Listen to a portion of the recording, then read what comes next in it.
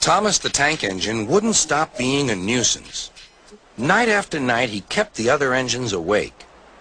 "I'm tired of pushing coaches. I want to see the world." The other engines didn't take much notice, for Thomas was a little engine with a long tongue.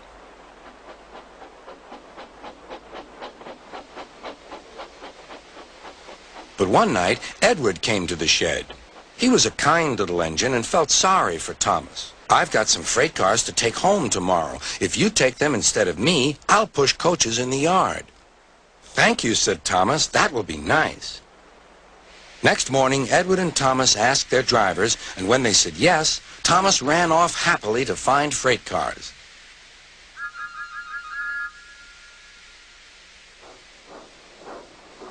Now, the freight cars are silly and noisy. They talk a lot and don't attend to what they are doing. And I'm sorry to say they play tricks on an engine who is not used to them. Edward knew all about the freight cars. He warned Thomas to be careful, but Thomas was too excited to listen.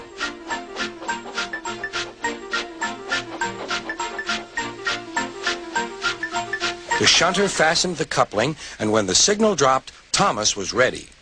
The conductor blew his whistle. "Beep, beep," answered Thomas, and started off. But the freight cars weren't ready. "Oh, oh," they screamed. "Wait, Thomas, wait!" But Thomas wouldn't wait. Come on, he puffed. All right, don't fuss, grumbled the cars.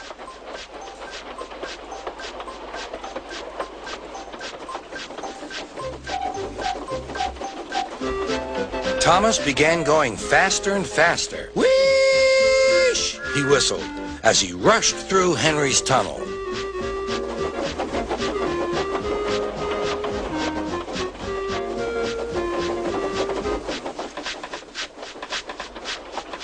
"Hurry, hurry," called Thomas. He was feeling very proud of himself.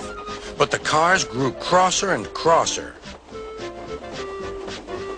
At last, Thomas slowed down as he came to Gordon's Hill.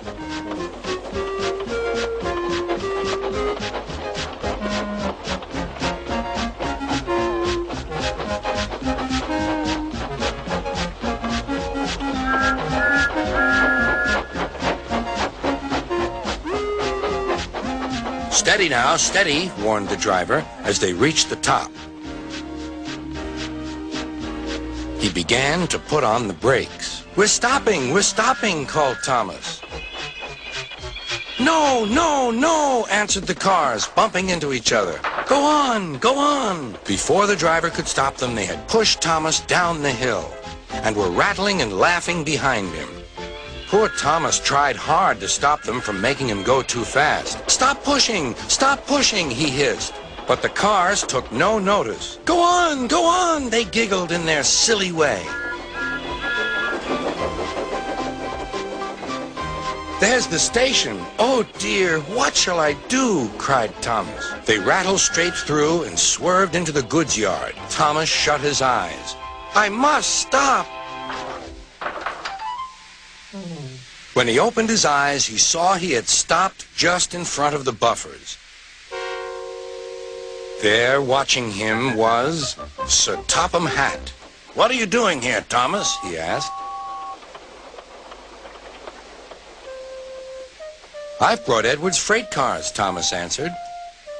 "Why did you come so fast?" "I didn't mean to. I was pushed," said Thomas.